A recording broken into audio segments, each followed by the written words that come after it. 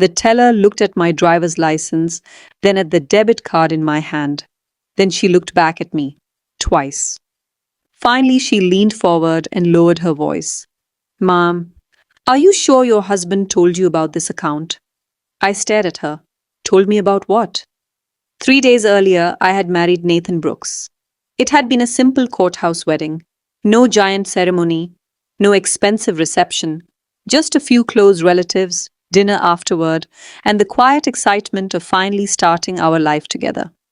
Nothing about that day suggested that everything I believed about my new husband was about to change.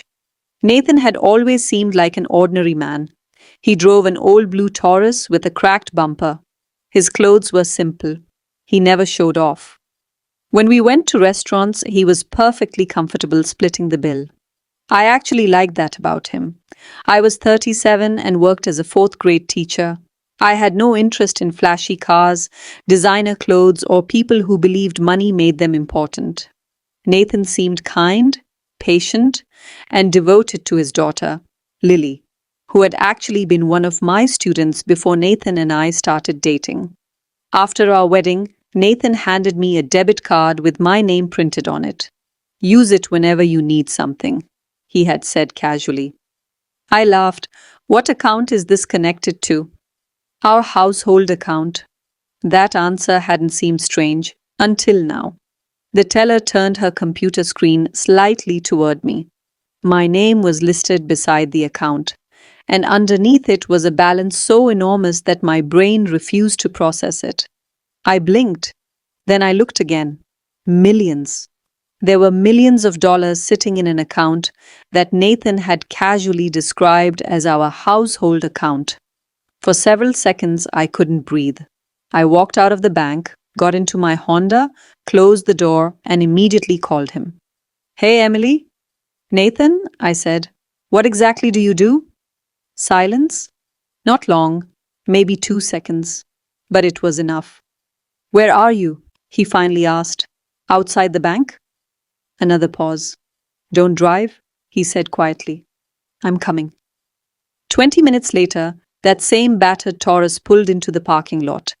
Nathan stepped out, walked toward my car, and opened the passenger door. He sat beside me. I didn't say hello. I simply looked at him. Start talking. Nathan looked down at his wedding ring. The account is ours. I know. I added you after the wedding. I know that too. He swallowed. Emily, there are millions of dollars in that account. I know. And somehow, those 3 words hurt more than anything else. Because suddenly, I understood. The money wasn't the real secret.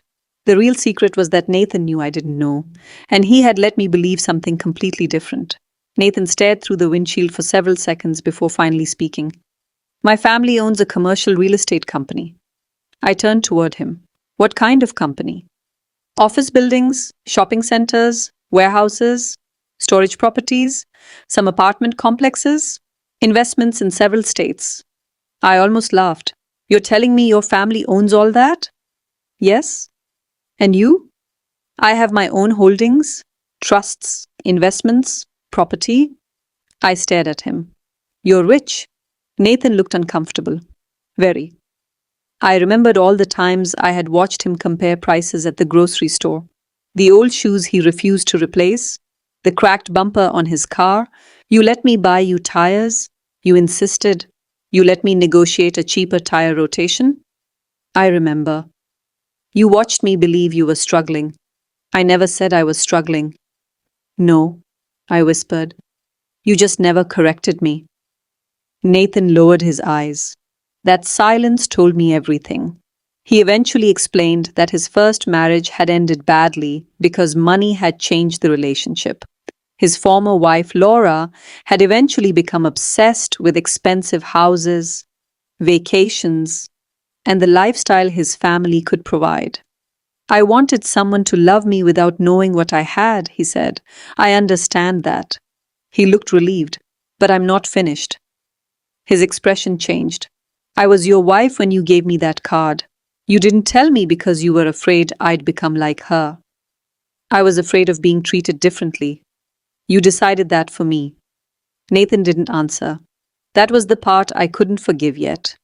A few days later, he took me to his mother's house. Evelyn Brooks greeted me warmly, but her smile felt different now. His sister, Rachel, watched me carefully from across the dining table. They knew. Apparently, everyone knew. The question started politely. Are you still planning to teach? Evelyn asked. Yes. For how long? I smiled. As long as I enjoy it. Rachel leaned back. Well, you certainly have more options now. I put down my glass. What does that mean? The room went quiet. Nobody is questioning you, Evelyn said. But they were. I could feel it. On the drive home, I finally asked Nathan what I had been afraid to ask. Does your family think I married you for money? His hands tightened around the steering wheel. My mother worries about these things. That isn't an answer, he sighed. Yes. I looked out the window. And you? Nathan remained silent. That silence hurt more than the answer would have. Over the next few days, we tried to return to normal. Lily came home from school and talked about her day. We cooked dinner, we watched television, but nothing felt normal anymore. Then Nathan told me more about his first marriage. The more I heard, the more complicated the story became. His mother had never trusted Laura. Rachel had questioned nearly everything she did. Nathan had constantly tried to keep everyone calm. You were married? I told him. There wasn't supposed to be a middle. He looked down. I was trying to avoid another disaster. No, I said quietly. You were avoiding choosing a side. He didn't argue, and somehow that frightened me more than if he had. A few days later, Nathan received a call about a family meeting concerning trusts, company ownership, and Lily's future. I asked if I should attend. He hesitated. You don't need to. I stared at him. I thought I was family. You are. Then why shouldn't I be there? He had no good answer. Before he left, I said, Nathan, keeping peace with your family cannot mean sacrificing me. He stood silently. That evening, when he returned, I knew something had happened. I just didn't know how much it was going to change everything. When Nathan came home that evening, he tried to act as though nothing unusual had happened. I knew better. I waited until after dinner before asking.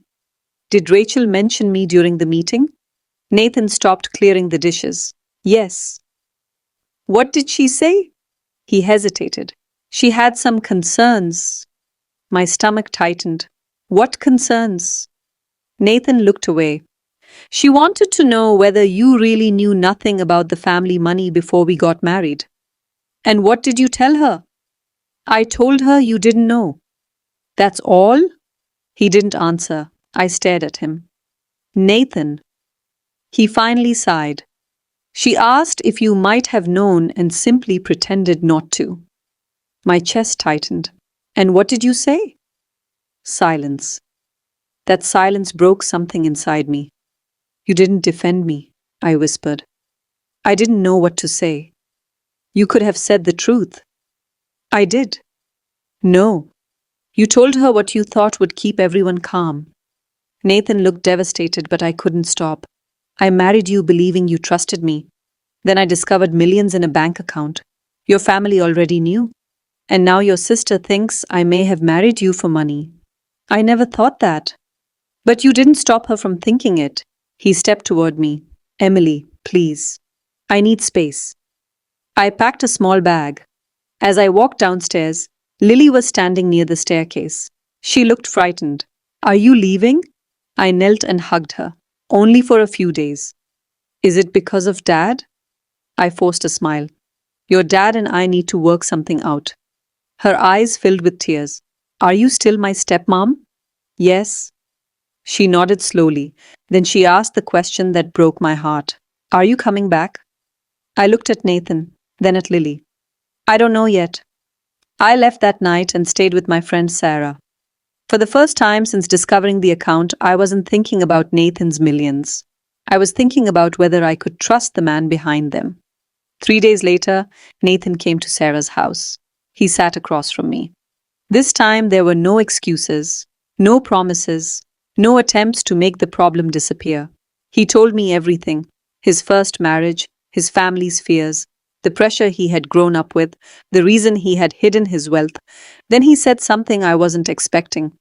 "I think I've spent my whole life trying to avoid being judged." He looked down at his hands. "And somehow, I ended up judging you first." I didn't respond. Because there was another secret between us. And this time, I was the one keeping it. 2 days earlier, Evelyn had contacted me privately. She wanted to meet without Nathan knowing. I almost refused. Instead, I went. She placed a folder on the table. "I want you to understand something," she said. "Money complicates families." I opened it. Inside was a legal agreement. The document offered me a large amount of money in exchange for accepting certain restrictions involving Nathan's family assets. I looked at Evelyn. "Are you offering me money to leave?" "No." "Then what is this?" "Certainty." "For whom?" She didn't answer. I took the folder and left. For 2 days, I kept it hidden at Sarah's house. I didn't tell Nathan. And then I realized the terrible irony. I had spent days furious because Nathan had decided what I needed to know. Now I was doing exactly the same thing to him. So I called him. When he arrived, I placed the folder on the table. "Your mother gave me this." Nathan opened it. He read the first page, then the second. His face completely changed. "She did what?" "She offered me money." Nathan immediately reached for his phone. I stopped him. "Wait." He looked at me. "I almost didn't tell you." "Why?" I swallowed. "Because I thought I was protecting you." Nathan stared at me for several seconds. Then he slowly nodded. "That sounds familiar." And for the first time, neither of us could pretend that secrecy was protecting anyone. Nathan sat quietly across from me, the folder still open between us. Neither of us spoke for several minutes. Finally, he said, "I understand now." I looked at him. "Understand what?" "What I did to you." He tapped the folder. "I thought hiding the money was protecting our marriage. Your mother thought offering you this was protecting the family. And now you and I are sitting here doing the same thing." I nodded. We both decided what the other person could handle. Nathan closed his eyes for a moment. I was wrong. I wanted to hear those words, but hearing them didn't magically repair everything. Trust wasn't a broken vase that could be glued together in one afternoon. It was more like a bridge. And Nathan had damaged the bridge long before I knew it existed. "What happens now?" he asked. "I don't know." He nodded. For once, he didn't push me for an answer. He didn't offer me money. He didn't promise me a new house. He didn't try to buy back my trust. Instead, he started changing the things that had caused the problem. Nathan began seeing a therapist. He stopped allowing his family to discuss our marriage behind my back. Whenever his mother or Rachel had concerns about me, he told them they needed to speak to both of us. And most importantly, he stopped using silence as an escape. A few weeks later, we began couples counseling. During one session, the therapist asked Nathan a simple question. "Why did you hide your wealth from Emily?" Nathan looked down. "I was afraid she'd see me differently." The therapist waited. Nathan took a slow breath. "Fine." He looked at me. "I was also afraid I'd see her differently." That sentence stayed with me because it was the first completely honest answer he'd given. He wasn't only afraid of losing me, he was afraid that money would change the way he saw me. And perhaps that was why he'd kept everything hidden. A month later, I met with my own attorney. Not because I had decided to divorce Nathan. I simply needed to understand my legal rights and financial choices. When Nathan found out, he asked me one question. "Are you leaving me?" "I don't know." His face fell, but he didn't argue. He didn't bargain. He didn't offer me anything. He simply nodded. "Okay." That one word mattered more than he probably realized. For the first time, Nathan was allowing me to make a decision without trying to control the outcome. Over the next several months, we rebuilt our relationship slowly. There were difficult conversations. There were awkward dinners. There were moments when I remembered the bank teller's expression and wondered what else I might still not know. But every time I asked a difficult question, Nathan answered. No hesitation. no changing the subject, no carefully chosen half-truths. Eventually, we attended a charity dinner hosted by his family. Rachel approached me near the end of the evening. "So," she said, "your life has certainly changed." I looked at her. "Yes?" She smiled. "You must enjoy having access to all that money." I could have ignored her. Instead, I told her the truth. "Your mother offered me money." Rachel's smile disappeared. The room around us seemed to become strangely quiet. Evelyn looked at me from across the table. Then Nathan stood. "My mother isn't the only person who owes Emily an apology." Everyone turned toward him. Nathan looked directly at me. I was wrong too. His voice was calm. "I let my wife marry me without knowing the truth because I was afraid the truth would change her." He paused. "But the truth is, I was the one who changed the moment I decided she couldn't be trusted with it." Nobody spoke. For the first time since the bank visit, I didn't feel like I was being examined. I felt like my husband was finally standing beside me. Not in front of me, not behind me, beside me. I didn't move back home that night. Neither did I promise Nathan that everything was suddenly fixed. For the first time, we stopped trying to force an ending. We simply allowed things to take their natural course. Nathan stopped asking when I was coming back. Strangely, that was when I began thinking about going home. I missed our kitchen. I missed Lily leaving her school books on the dining table. I even missed hearing Nathan complain about the coffee being too strong. But more than anything, I missed the man I thought I had married. The difference was that now I knew he was capable of becoming that man again. About 3 months after I left, I packed my things at Sarah's house. I stood in the doorway for several minutes, wondering whether I was making the right decision. Then I drove home. When I opened the front door, Lily came running down the stairs. She stopped just before reaching me, almost as if she was afraid I might disappear again. "You're staying?" I smiled. "For real." She threw her arms around me.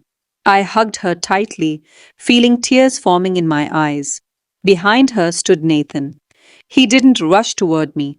He didn't make a dramatic speech. He simply stood there, watching. That was exactly what I needed. He understood that coming home didn't mean everything was forgiven. It meant I was willing to try again. Over the next several months, we changed the way we handled money.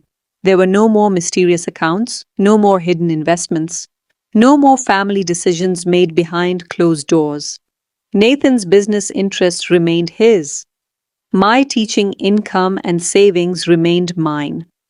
We created a shared household account, and every major financial decision was discussed openly. For the first time, I knew exactly where we stood. And surprisingly, the money itself became boring. That was probably the healthiest thing that could have happened. The millions stopped being a symbol of deception. They became just numbers. What mattered was trust. Evelyn and I took longer. We were never instantly close. She had judged me. I had judged her right back.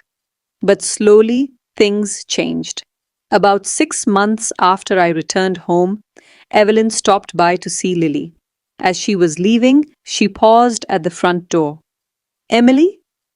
I turned around. She looked nervous. "I misjudged you." I nodded. "You did." She gave a small, embarrassed smile. "I suppose you don't make things easy." I smiled back.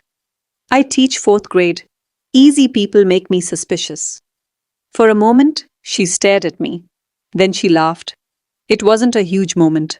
No dramatic apology, no tears, just a small laugh between two people who had finally stopped trying to prove something. And somehow that was enough. Rachel eventually apologized too. Not perfectly, not gracefully, but sincerely enough that I accepted it. Nathan's family slowly learned that I wasn't interested in their money.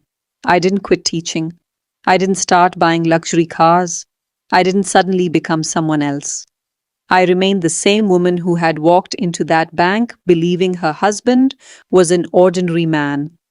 The difference was that now I knew the truth. And more importantly, Nathan finally understood that loving someone meant giving them the chance to know the truth too. One evening, months later, Nathan and I sat together at the kitchen table. He looked at me and smiled. You know, when I gave you that debit card, I thought I was making things easier. I laughed. You nearly destroyed our marriage. I know. He reached across the table and took my hand. I wish I'd told you everything that day. So do I. We sat there quietly. There were still millions in the bank. There were still complicated family businesses. There were still trusts, properties, and investments. But none of those things mattered as much as the simple fact that we finally knew how to talk to each other. And that was worth more than any account balance. Looking back, I used to think the biggest shock of my marriage was discovering that Nathan had millions of dollars. I was wrong. The money was never the real surprise. The real surprise was discovering how easily people can convince themselves that secrecy is the same thing as protection. Nathan had hidden his wealth because he was afraid I would change. His mother had offered me money because she was afraid I would take advantage of the family, and I had hidden that agreement from Nathan because I thought I was protecting him from another confrontation. All three of us believed we were doing the right thing. All three of us were wrong. Marriage taught me something I had never understood before. Trust isn't simply believing that someone loves you, it's believing they respect you enough to tell you the truth. Nathan could have told me about his family before our wedding. He could have explained the businesses, the trusts, the properties, and the money. I might have been surprised. I might have asked difficult questions. Maybe I would even have needed time to process everything. But at least the decision would have been mine. Instead, he made that decision for me. And that was what hurt. Years later, people sometimes ask me whether I ever became comfortable with Nathan's wealth. The answer is yes. But not because I learned to enjoy expensive things. I became comfortable because the money stopped being a secret. We kept separate personal finances. We maintained a shared account for our household. Every major decision was discussed. If Nathan received a complicated business proposal, I knew about it. If his family wanted something involving Lily's future, we discussed it together. If I had concerns, I said them. And if Nathan disagreed, he said that too. It wasn't always easy, but it was honest. That's what made the difference. Lily eventually grew older, and our relationship became stronger. She once reminded me of the night I left. You told me you didn't know if you were coming back. I smiled. I was scared. So was I. I hugged her. But I came back. She nodded. I'm glad. Those two words meant more to me than she could ever know. As for Evelyn, we never became inseparable. We didn't suddenly start calling each other every morning, but there was respect. One afternoon, she handed me a small envelope. Inside was a handwritten note. She had written that she regretted judging me before knowing me. I read it twice. Then I folded it carefully and put it away. Not because I needed proof anymore, but because sometimes people deserve credit for admitting when they were wrong. Nathan and I still disagree. We still have ordinary arguments about dishes, schedules, groceries, and whose turn it is to make coffee. And honestly, I prefer that. Those ordinary problems remind me that our marriage is real.